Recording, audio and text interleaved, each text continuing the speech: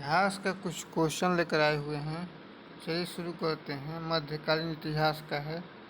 मोहम्मद गौरी शहाबुद्दीन मोहम्मद गौरी गौर का शासक कब बना? तो 1173 ईस्वी में बना। मोहम्मद गौरी ने भारत पर पहला आक्रमण कब किया? 1175 ईस्वी में किया। मोहम्मद गौरी का भारत पर पहला आक्रमण किसके विरुद्ध था? तो मुल्तान के विरुद्ध था।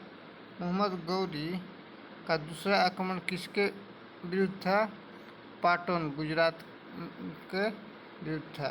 गौरी का प्रथम पराजय भारत में कब हुई थी?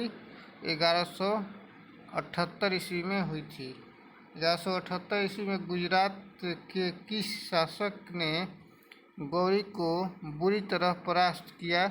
भीम द्वितीय अथवा मूलराज द्वितीय। गौरी की भारत के प्रथम पराजय।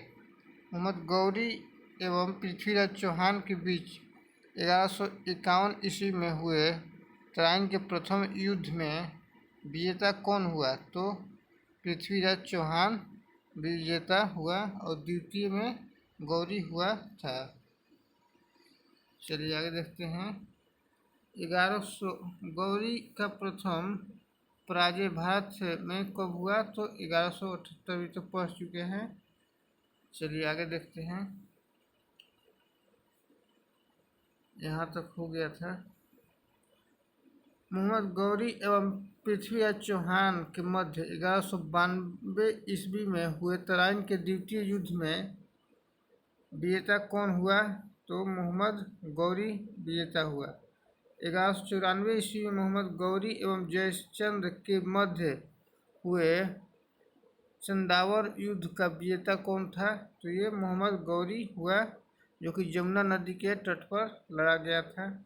मोहम्मद गौरी किस वंश से संबंधित था? तो संसवानी वंश से था।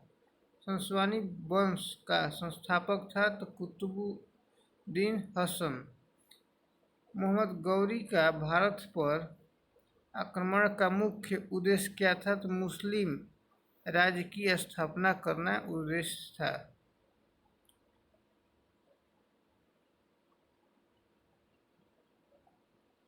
भारत में मुस्लिम सत्ता का संस्थापक माना जाता है तो मोहम्मद गौरी को। मोहम्मद गौरी ने भारत में प्रथम अक्ता किसे दिया था? कुतुबुद्दीन ऐबक को। कनौज विजय के बाद गौरी ने किस प्रकार के सिक्के चलाए थे? तो देवी लक्ष्मी की आकृति बनी तथा दूसरी तरफ अरबी में कलमा लिखी हुई थी। गौरी अंतिम बार भारत पर कब आक्रमण किया था? 1205 ईस्वी में। मोहम्मद गौरी की मृत्यु कब हो गई थी? तो 15 मार्च 1206 ईस्वी में। गौरी की हत्या किसके द्वारा कर दी गई थी? तो खोखर जाठों द्वारा कर दी गई थी। अब यहाँ से शुरू होता है दिल्ली सल्तनत। दिल्ली सल्तनत पर कुल 5 वंशों ने शासन किया। गुलाम वंश 1206 से 1290 ईस्वी तक। यही है सब वंशों का देख लीजिए शासन। दिल्ली शासन पर कुल 5 राजवंशों ने गुलाम वंश 1206 से 1290, खिलजी वंश 1290 से 1320 और तुगलक वंश 1320 से 1414, सैयद वंश 1414 से 1451, लोदी वंश 1451 से 1526 ईस्वी तक। पहले देखते हैं गुलाम वंश। गुलाम वंश की स्थापना किसने की थी? तो कुतुबुद्दीन ऐबक ने। गुलाम वंश की स्थापना कब की गई थी? तो 1206 ईस्वी में। कुतुबुद्दीन ऐबक किसका गुलाम था? तो मोहम्मद गौरी का था। गुलामों को फारसी में क्या कहा जाता है? तो बंदरगो कहा जाता है। कुतुबुद्दीन ऐबक का राज्याभिषेक कब हुआ था? तो 14 जून 1206 ईस्वी में हुआ था।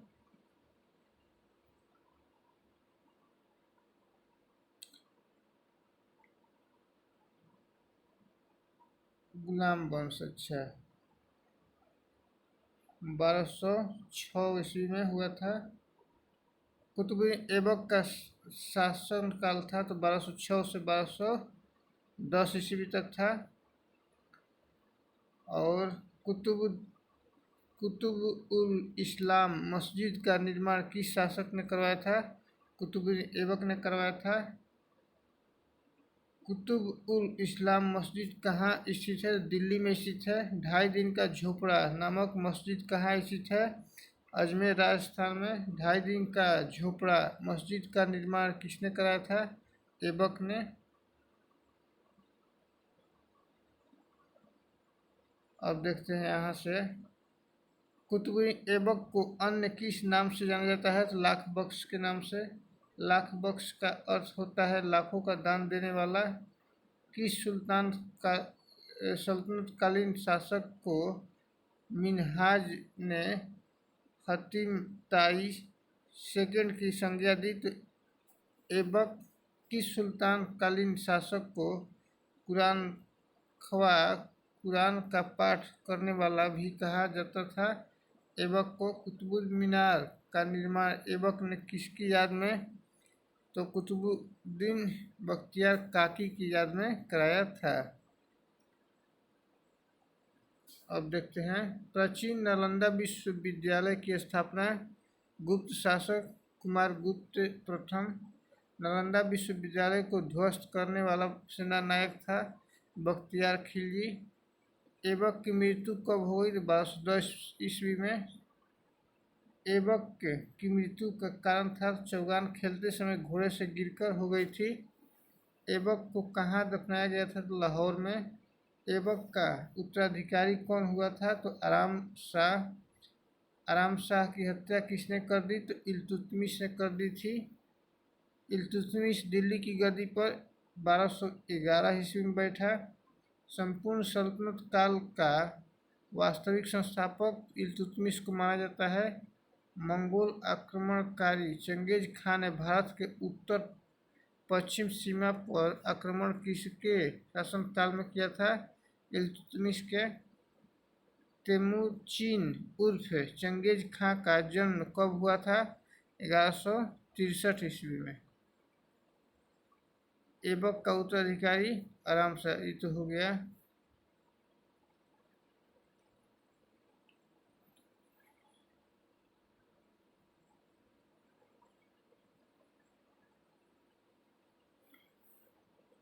अच्छा, यहाँ तक तो हो गया है।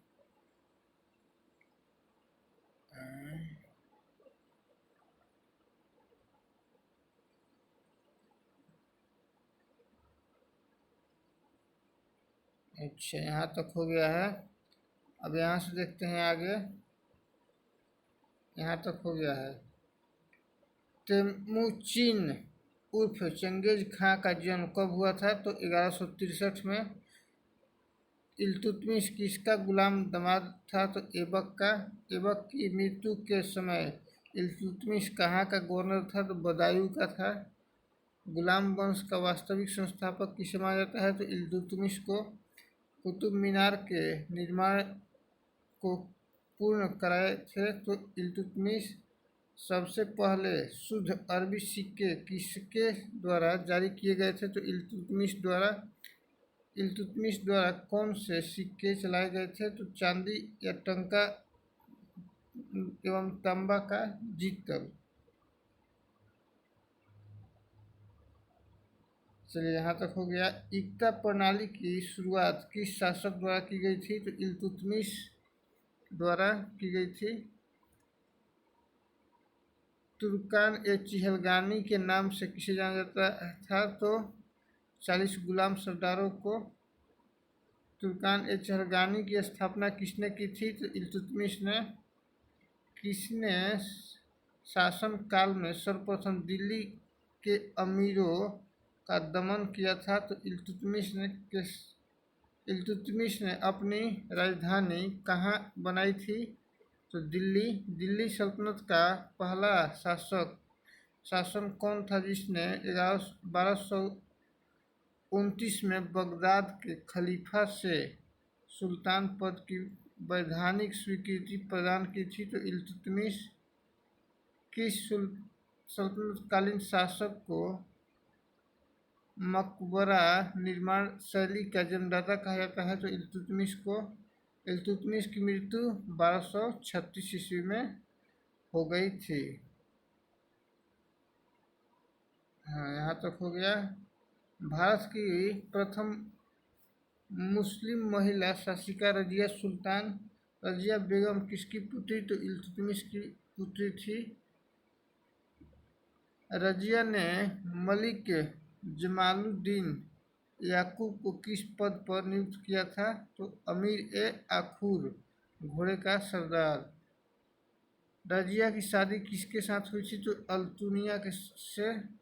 रजिया की हत्या कब कर दी गई थी? 13 अक्टूबर 1240 ईस्वी में। रजिया की हत्या किस स्थान पर की गई थी? कैथल के समीप। दिल्ली सल्तनत का वह शासक कौन था जो टोपी सीकर अपना जीवन निर्वाह करता था? तो नासिरुद्दीन मोहम्मद। बलबन का वास्तविक नाम था बहाउद्दीन। बलबन किसका गुलाम था? तो इल्तुतमिश का। तुर्कान ए चिहलगानी का विनाश किस शासक ने किया था? तो बलबन ने। बलबन दिल्ली की गद्दी पर कब बैठा था? तो 1266 ईस्वी में। बलबन किस नाम से दिल्ली पर बैठा था? गियासुद्दीन बलबन। सीरी नामक नया नगर किसने बनाया था? तो बलबन ने बनाया था। चलिए, यहाँ तक हो गया। जिंदा एवं पैबोस सिजदा एवं पैबोस प्रथा की शुरुआत किस शासक ने? तो बलबन ने। फारसी रीति रिवाज पर आधारित नवरोज उत्सव को आरंभ किसने कराया था? तो बलबन ने। अपने विरोधियों के प्रति बलबन ने कौन सी नीति अपनाई थी? तो रक्त और लौह की नीति। बलबन को अल्लूक खां भी की उपाधि किसने दी थी? तो नासिरुद्दीन मोहम्मद ने दी थी। बलबन का शासनकाल था 1266 से 1287 ईस्वी तक। दिल्ली सल्तनत का पहला सुल्तान कौन था जिसने दोआब के आर्थिक महत्व को समझा? तो इल्तुतमिश। यहाँ तक हो गया।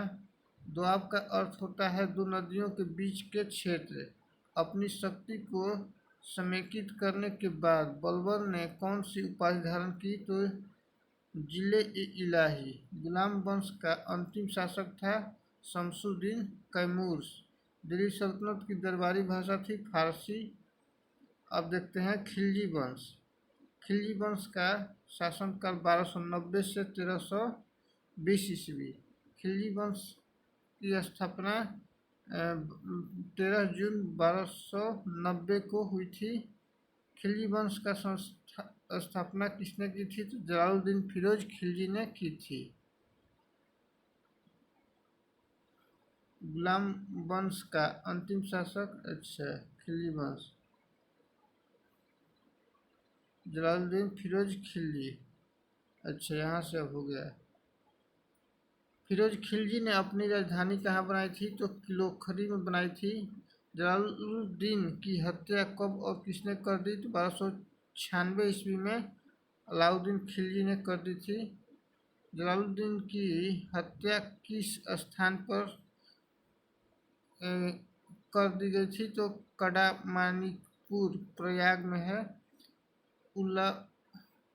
अलाउद्दीन दिल्ली की सुल्तान कब बना? तो 12 अक्टूबर 1296 को बना था।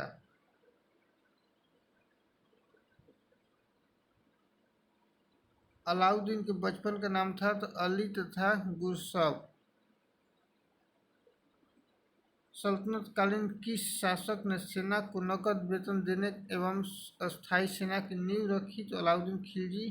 दिल्ली के शासकों में किसके पास सबसे विशाल अस्थायी सेना थी? तो अलाउद्दीन खिलजी के पास थी। घोड़ा दागने एवं सैनिकों का हुलिया लिखने की प्रथा की शुरुआत अलाउद्दीन खिलजी। दक्षिण भारत की विजय के लिए अलाउद्दीन ने किसे भेजा था? तो मलिक मोहम्मद काफूर को। जमायत खाना, मस्जिद, अलाई दरवाज़ा, सीरी का किला व हजार खंभा महल का निर्माण किसने कराया था? तो अलाउद्दीन खिलजी ने। इस्लामी वास्तुकला का रत्न किसे कहा जाता है? तो अलाई दरवाज़ा को कहा जाता है। कुतुब मीनार का प्रवेश द्वार तो अलाई दरवाज़ा को कहा जाता है।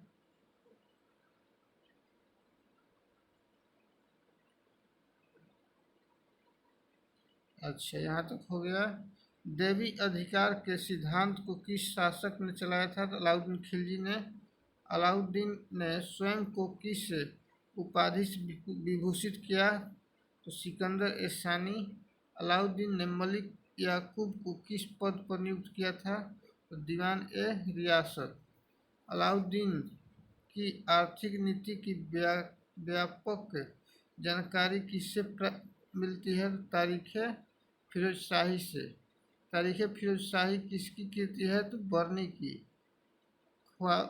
खजाइनुल फतूह पुस्तक किसकी कृति है? तो अमीर खुसरो की है। रिहला किसकी कृति है? तो इब्न बतूता की रिहला है।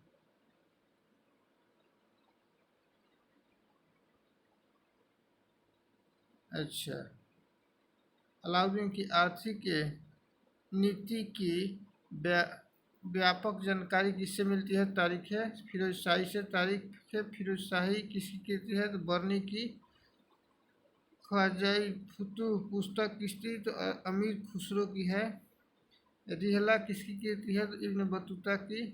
फतूह है सलातीन किसकी कृति है? तो इस्लामी की। अलाउद्दीन द्वारा दुधारू पशुओं पर लगाए जाने वाला कर था तो चराई कर। अलाउद्दीन द्वारा घरों एवं झोपड़ी पर लगाए जाने वाला कर था तो गढ़ी कर। अलाउद्दीन खिलजी के शासनकाल में मंगोलों ने कितनी बार आक्रमण किया? 6 बार। अलाउद्दीन के समय मंगोलों का प्रथम आक्रमण 1297 ईस्वी में किसके नेतृत्व में हुआ था? तो कादर खां के नेतृत्व में हुआ था। यहाँ तक हो गया। अलाउद्दीन के समय मंगोलों का दूसरा आक्रमण 1298 ईस्वी में किसके नेतृत्व में हुआ था? तो सल्दी के नेतृत्व में। अलाउद्दीन के समय मंगोलों का तीसरा आक्रमण 1299 ईस्वी में किसके नेतृत्व में? तो कुतुलुग ख्वाजा के नेतृत्व में हुआ था। अलाउद्दीन के समय मंगोलों का चौथा आक्रमण 1303 में किसके नेतृत्व में? तो तार्की के नेतृत्व में हुआ था। अलाउद्दीन के समय मंगोलों का पांचवा आक्रमण 1305 ईस्वी में किसके नेतृत्व में हुआ था? तो अली बेग और तर्का के मध्य हुआ था। अलाउद्दीन के शासनकाल मंगोलों का छठा आक्रमण 1306 में किसके नेतृत्व में हुआ था?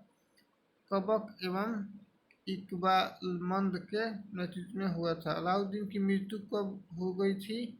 1316 ईस्वी में 5 फरवरी 1316 में। कुतुबुद्दीन मुबारक खिलजी दिल्ली की गद्दी पर कब बैठा था? 1316 ईस्वी में। मुबारक खान ने किसकी उपाधि धारण की थी? तो खलीफा की। मुबारक की हत्या कब कर दी गई? तो 15 अप्रैल 1320 में। मुबारक दिल्ली की गद्दी पर किसने कर दी थी? तो खुसरो खां ने हत्या कर दी थी। खुसरो खां दिल्ली की पर कब बैठा था? 1320 ईस्वी में। खुसरो खां ने किसकी उपाधि धारण की थी? पैगंबर के सेनापति की उपाधि धारण की थी।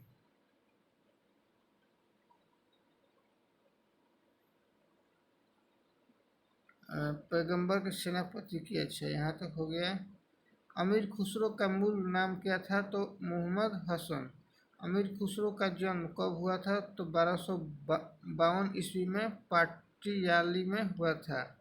अमीर खुसरो के गुरु कौन थे? तो शेख निजामुद्दीन औलिया।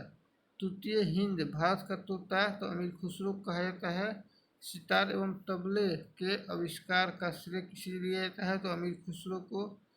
दिल्ली के प्रथम सुल्तान कौन थे जिन्होंने दक्षिणी भारत को पराजित करने का प्रयास किया? तो अलाउद्दीन खिलजी। भारतीय इतिहास में बाजार नियमों मूल्य नियंत्रण पद्धति की शुरुआत किसने की थी? तो ये अलाउद्दीन खिलजी ने ही की थी।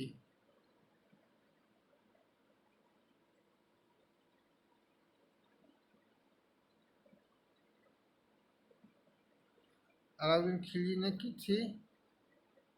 किस सुल्तान के काल में खालसा भूमि अधिक पैमाने पर विकसित हुई? तो अलाउद्दीन खिलजी। अब देखते हैं तुगलक वंश। तुगलक वंश का शासनकाल था 1320 से 1398 ईस्वी में। तुगलक वंश का संस्थापक गयासुद्दीन तुगलक। गयासुद्दीन तुगलक दिल्ली की गद्दी पर कब बैठा था? तो 8 सितंबर 1320 ईस्वी में। हाँ, यहाँ तक हो गया। तुगलकाबाद नामक नए नगर की स्थापना किसने की? तो गयासुद्दीन तुगलक। संभवतः नहरों का निर्माण करने वाला प्रथम शासक था तो गयासुद्दीन तुगलक।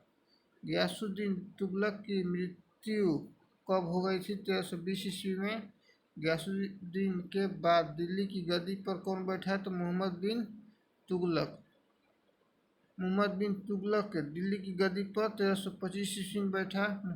मध्यकालीन सभी सुल्तानों में सर्वाधिक शिक्षित विद्वान एवं योग्य व्यक्ति किसी शासक को माना जाता है? तो मोहम्मद बिन तुगलक को ही माना जाता है। मोहम्मद बिन तुगलक को अपनी सनक भरी योजनाओं, क्रूर कृत्यों एवं दूसरे के सुख दुख के प्रति उपेक्षा भाव रखने के कारण क्या कहा गया? तो स्वप्नशील, पागल एवं रक्त पियासु कहा गया। मोहम्मद बिन तुगलक ने कृषि के विकास के लिए विभाग की स्थापना की तो अमीर एक को ही। मोहम्मद बिन तुगलक ने दिल्ली से स्थानांतरित कर अपनी राजधानी कहाँ बनाई?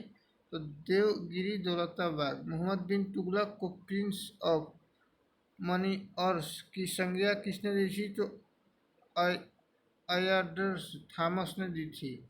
मोहम्मद बिन तुगलक द्वारा दोआब क्षेत्र में कर वृद्धि कब की गई थी? 1326-27 ईस्वी में। मोहम्मद बिन तुगलक द्वारा राजधानी परिवर्तन कब की गई? तो 1326-27 ईस्वी में। मोहम्मद बिन तुगलक द्वारा सांकेतिक मुद्रा का प्रचलन कब किया गया था? 1329-30 ईस्वी में। अफ्रीकी यात्री मोरक्को इब्न बतूता 1333 ईस्वी में आया था।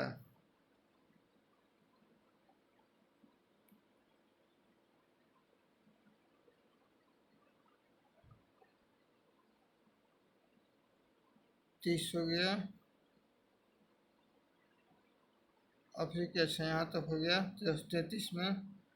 इब्न बतूता किसके शासनकाल में आया था? तो मोहम्मद बिन तुगलक के। रेहला पुस्तक इब्न बतूता ने लिखा था। तुर्ती नामा के लेखक जिया नक्शबंदी। मोहम्मद बिन तुगलक ने किस जैन साधु को दरबार में बुलाकर सम्मान प्रदान किया? तो जिन प्रभु सूरी को। मोहम्मद बिन तुगलक की मृत्यु कब हो गई थी? तो 20 मार्च 1351 ईस्वी में सिंध जाते समय ठट्टा के निकट गोड्डाल में हो गई थी। विजयनगर साम्राज्य की स्थापना किसने की थी? तो हरिहर और बुक्का ने 1336 ईस्वी में। विजयनगर साम्राज्य की स्थापना किसके शासनकाल में? तो मोहम्मद बिन तुगलक के। बहमानी राज्य का संस्थापक था अलाउद्दीन बहमन शाह। बहमानी राज्य की स्थापना कब की गई थी? 1347 ईस्वी में। किस इतिहासकार ने मोहम्मद बिन तुगलक की मृत्यु पर कहा, अंततः लोगों को उससे मुक्ति मिली और उसे लोगों से? तो ये बदायूनी ने कहा था। मोहम्मद बिन तुगलक किसका शिष्य था? तो शेख अलाउद्दीन का। मोहम्मद बिन तुगलक के बाद दिल्ली की गद्दी पर कौन बैठा? तो फिरोज तुगलक। फिरोज तुगलक का राज्याभिषेक कब हुआ? तो 20 मार्च 1351 ईस्वी में।